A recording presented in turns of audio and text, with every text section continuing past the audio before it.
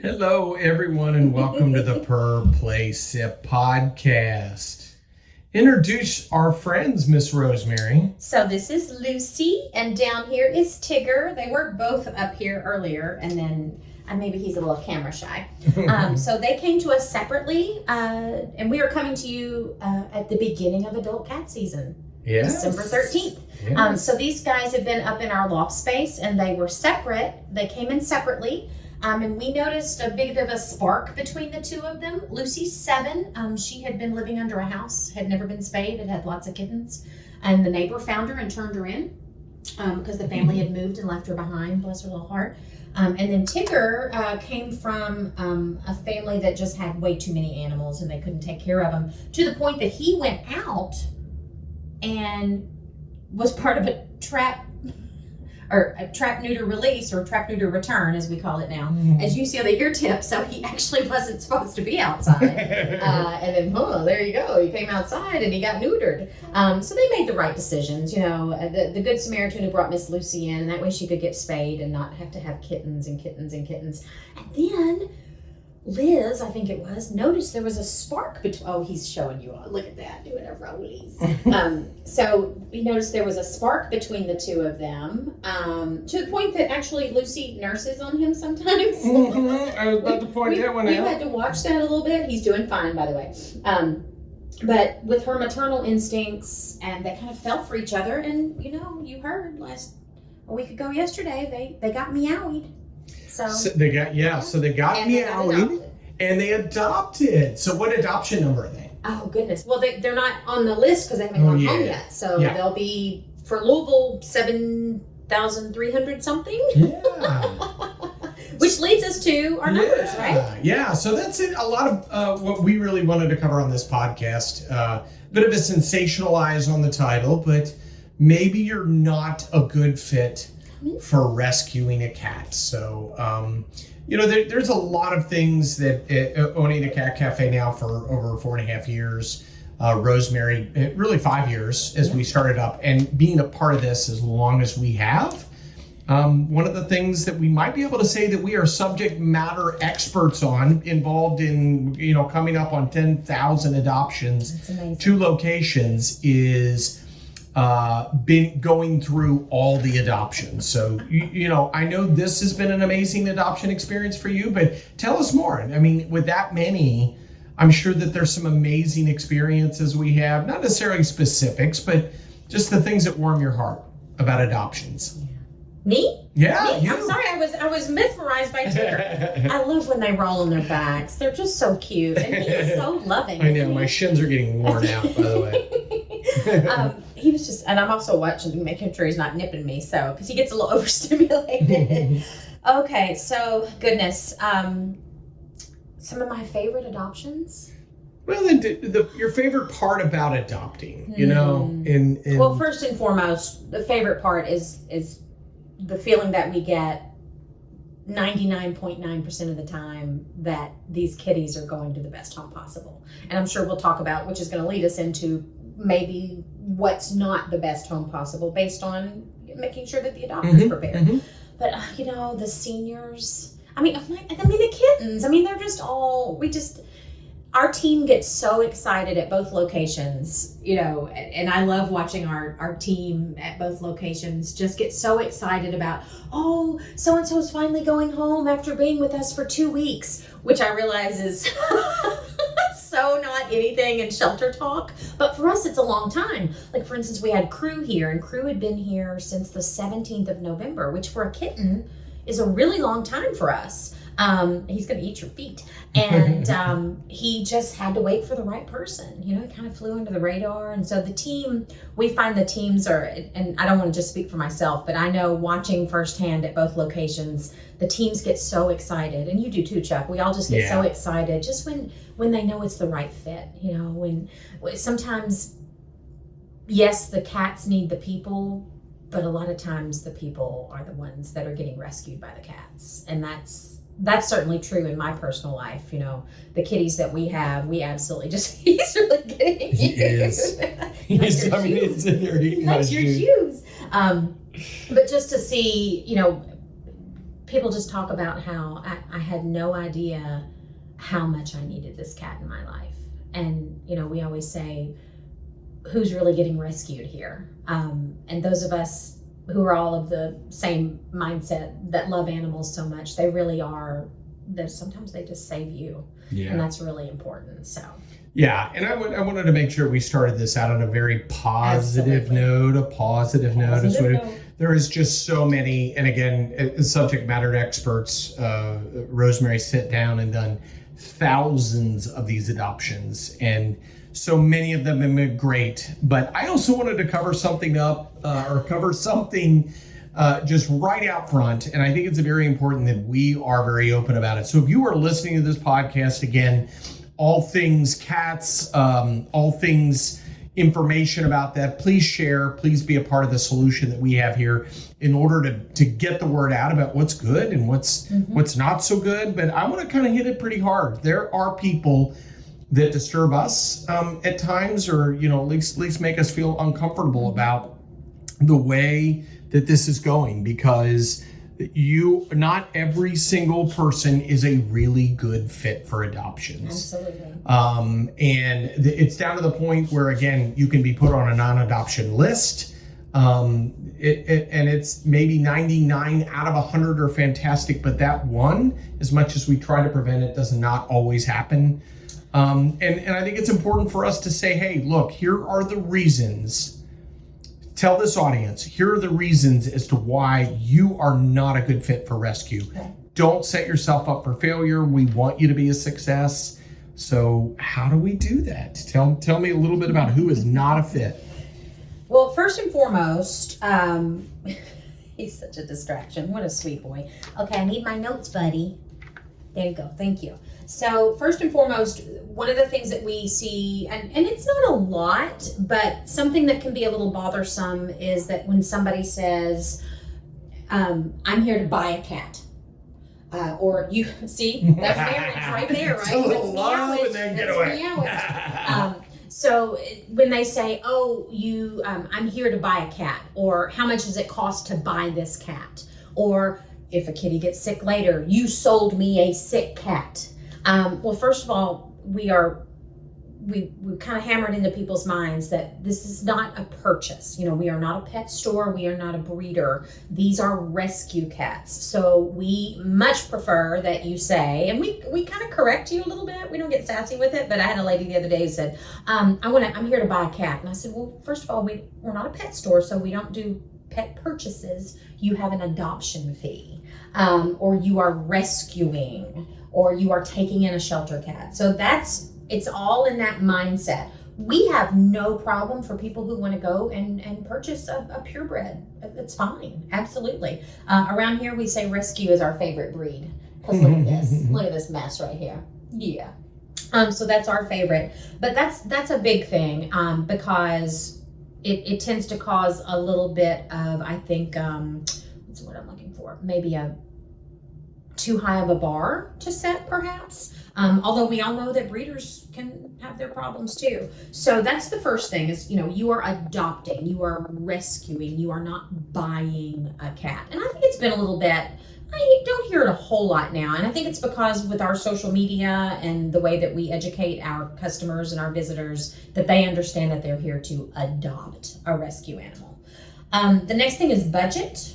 So, goodness, as someone who got run through the ringer with one of our rescue cats and it was worth every penny, Chuck will tell you that I would have spent another $10,000 if I could have, and I don't know if it had saved our dog, but when you're adopting, you need to understand that you need to have a budget. So in addition to the adoption fee, you've got vet fees, you've got food, you've got, so you've got your medical care, you've got your vaccinations. Little tiny kittens need more vaccinations than the older cats do. Yearly checkups, and then, my goodness, hopefully you don't have an emergency situation. We supply things like the pet insurance and things like that, but you have to sort of, I guess, almost be a bit of a worst case scenario budget person so that you have it set. So when we have somebody who comes in and says, well, I don't really have the money to adopt right now, but maybe not have it at the end of the week, we actually tell that adopter, well, maybe now's not a good time. Also, have you looked into and I know this is a little bit further down the list on with your house is ready, we'll get into it, but there are security deposits and pet fees, and some of them are monthly things. Plus you've got food, you've got litter, you've got all kinds of things that a lot of people don't realize because you fall in love and then you go, oh my goodness, this could be a little more expensive than I thought. So that's another thing we talk about, what happens if you have an emergency situation. Is she behind me? Yes. What happens if you have an emergency situation with your vet bill? And then another big thing is, are you ready to commit to the introduction time that you need to give to your other pets in the home? It's a little bit easier to introduce a cat to a dog. A lot of people wouldn't think that, but because they're not in the same pack, it's a little bit easier to introduce them to each other. So just this past week, as we were ending kitten season, we do get a lot of people coming back to get an additional animal. A lot of times it's within the first 6 months, but sometimes it can be, I have an older cat, I have a senior cat. Well, you need to be prepared when you take this animal home. Do you have the space to keep them separate from each other? Medically and physically, just to make sure that they are going to be okay before you start the slow introduction process. With the dogs, if you have a dog that's never seen a cat before, especially kittens, that can be a little bit dangerous. It could be that the dog roughhouses too much with the cat. So you have to ask yourself, are my other furry friends, and sometimes that's also, we've had people who adopt to have parrots, like, has your parrot been around a cat before? Because it's pretty sure this cat's not been around a parrot before. So you have to prepare not just the human members of your household, but also the furry animals, or sometimes scaly animals in your household, to make sure that they are ready as well. And that's, you've got to commit to a certain amount of time to make sure that you take the introduction process really slowly. We see, especially going into adult season, we do see more adults returned to the Kentucky Humane Society than we do kittens, because adults are a little more set in their ways. And if you're introducing an adult cat to another adult cat, the time needs to be even slower. And that's what, we have a low return rate, but what we see more times than not is the reason that those adult cats get returned is because it says resident pet didn't like. And that's usually because the family tried to introduce them too quickly together. And that can cause a problem because, you look at somebody like Lucy or Tigger, Lucy was out on the streets for a while. They just happened to sort of fall in love with each other. But I guarantee you, if we put her down in the lounge with all the other kitties, the reaction's probably going to be stress on Lucy, because she's used to this guy right here over the course of 3 weeks. But if we were to bring in yet another kitty in here, it would probably shake things up a little bit. So you need to be prepared for the time and the patience and the proper channels to be able to take that introduction time in there. And then we want to talk about, is your house ready? So we're not talking about, do you have everything stocked? Although you do. When people adopt, we say, okay, do you have everything you need? Oh, I was just going to stop on the way home. We always tell people, why don't you run down to Feeder Supply or the pet store and go ahead and pick up everything you need. And that way you have it ready when you get home. Because the last thing you want to do is have your kitty in a carrier, especially an adult cat, sitting in the car, waiting while you go shopping. You're in a rush to try to get everything prepared. So your home needs to be prepared. Kittens and cats alike. So it's pretty much, you need to watch things. I mean, it's silly, Chuck, but you got to think of things like charger cords. Cats chew on things. There are certain plants. Where you're going to put the litter box. A lot of people don't realize that, because you have to have that place where that's accessible. If you have more than one cat, or if you have more than one floor on your home, you really need to have a litter box on every floor. You also need to think about, does your place, and I don't know a lot about HOAs, but I do understand that some of them do put pet fees and things into the homeowners. Is that homeowner, what does that stand for? Is it association, right? And then a big thing we've seen a lot is, if you're moving into a new apartment, they're raising the fees and everything's going up nowadays. So you need to make sure that if you are going to get an animal and you live in an apartment, or you rent a condo or rent a home, talk to your landlord, because it's very, very important, because some of them do a monthly pet fee.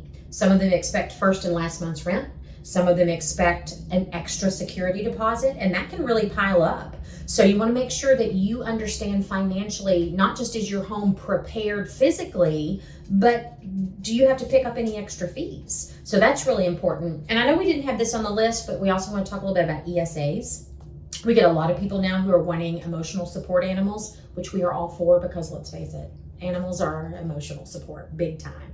If you're a college student, you need to have all of that paperwork done before you come to adopt, because we don't want to disappoint students. You can bring your animal into your dorm room now, but you still need to make sure that your campus approves of that, or your campus housing approves of that, because with the ESA especially, you have to go through the proper channels to make sure that that animal is approved. We actually had an adopter recently, and we felt for her big time. She had, coming out of COVID, everybody was anxious, and she said, I really want an ESA, and she said, but I haven't done my paperwork yet. But I thought, oh, my roommate, 2 doors down, she can just keep, 2 apartments down, she can just keep my cat while I get things prepared. And I said, well, we really can't do that, because what happens if you don't get approved? So then where does this kitty go? Does he have to come back to the shelter? Does he have to go to the roommate? So you need to have both financially, rule-wise, protocols, homeowners association, pet security deposit, in addition to making sure that the home is safe and ready as well. And then we talk about your family isn't ready.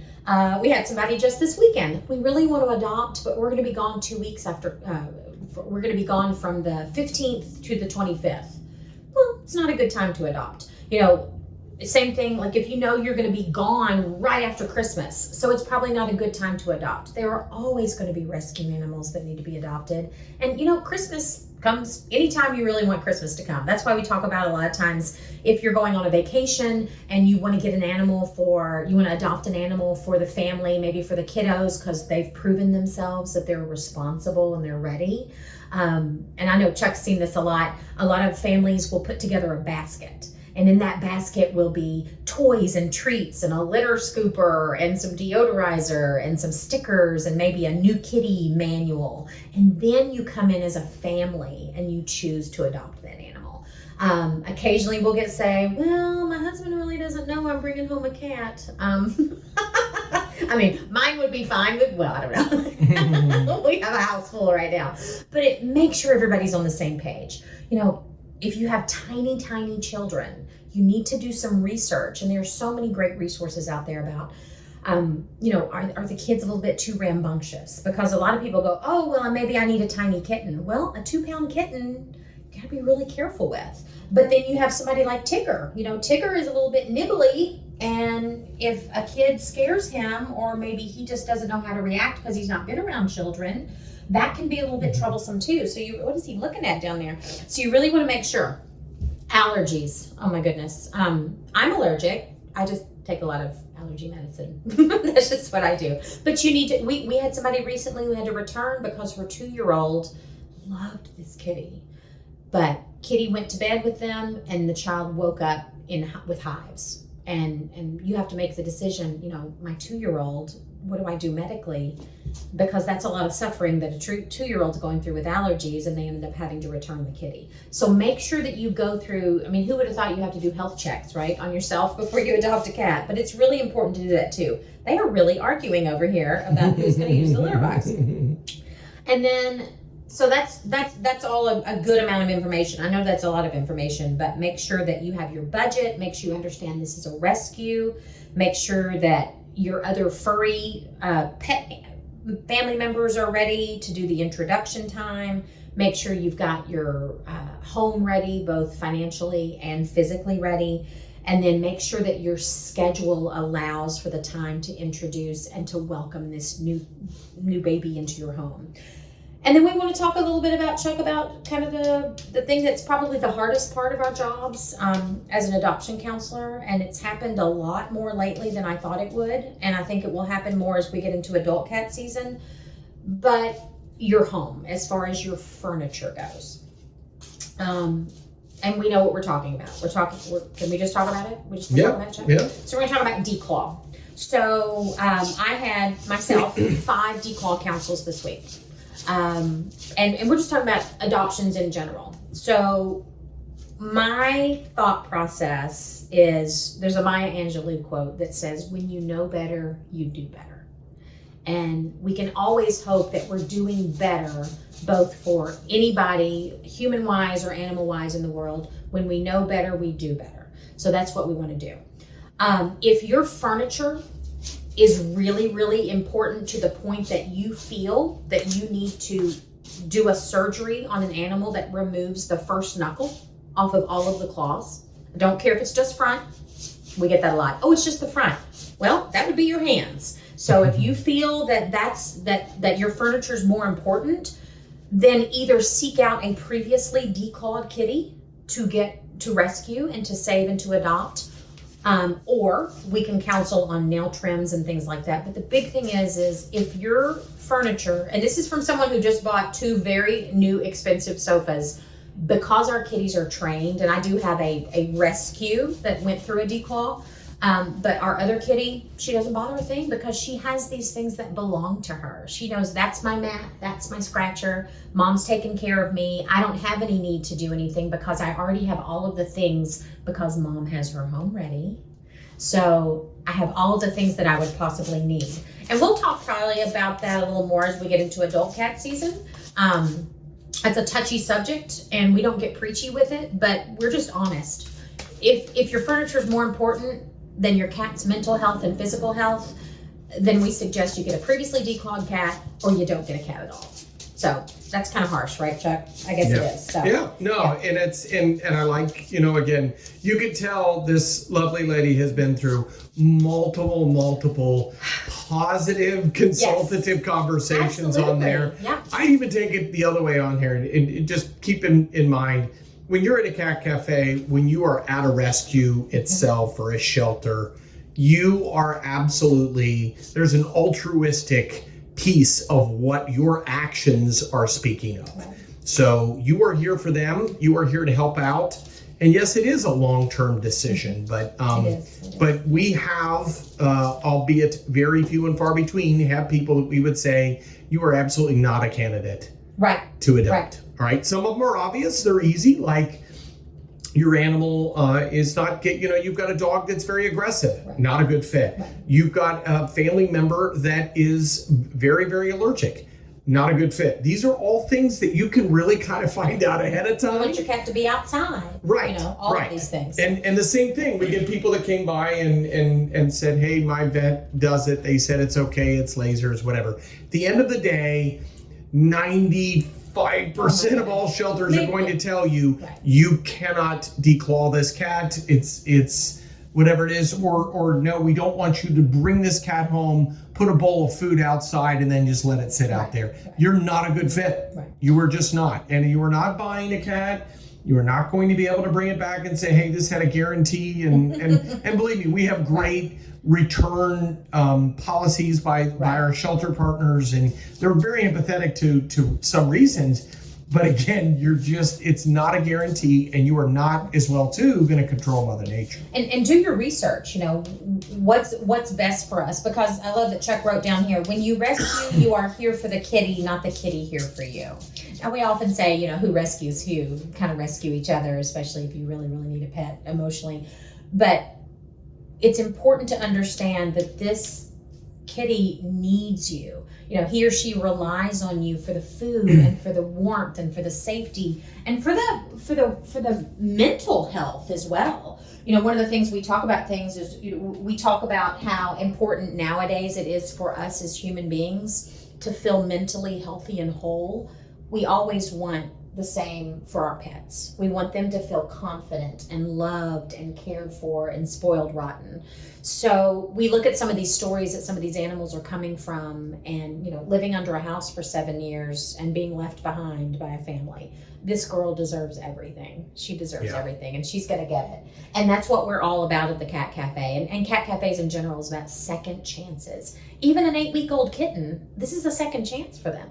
They're not outside. They're not sitting in a situation where maybe they're in a barn, or maybe they're just in a rural shelter where they're trying to adopt out as many as they can and doing everything they can. But this is a second chance for them, and that's what we are here for, and that's what you are here for. You are here to give these babies like Lucy a second chance. I mean, who would have thought? What a difference for her. Not having kitten after kitten after kitten and being underneath a front porch of a house in this weather. And now she's in here. Well, she's doing everything. And she's gotten meow. If you heard the background, she just did something else. She found a man in the process. And so we just want you to think logically. One thing too, and I know we got to kind of speed up a little bit here, but we'll get people that'll come out of the room going, oh, I want her so badly. And we encourage people, and this is doing right by our adopters, Chuck, when we say, why don't you go to lunch? Go talk about it. Or you can do a 24-hour hold. Go home and think about it, because we need you to think a little more with your head and not your heart. I mean, my gosh, if I thought with my heart the whole time, I'd adopt every single kitten that cat was in there. And I'd have 40,000 cats in my house. But you have to think about it logically. Yes, you fall in love and these kitties need you and you want to adopt because love is the most important thing. Because when you have love in your heart, you're gonna be the best adopter in the world with these cats. But you have to also understand that you need to make a logical, sound decision for you, for where you live, for who you live with, and for all of your pets that you have, is for sure. So that's really important. And then things that can go wrong. It has been a rough season. And at cat cafes across the nation, and at shelters across the nation, because we're a shelter. We're just a really kind of, really pretty coral and aqua shelter. But it is not guaranteed. You adopt a kitty can come down with something, kitty can genetically test for something.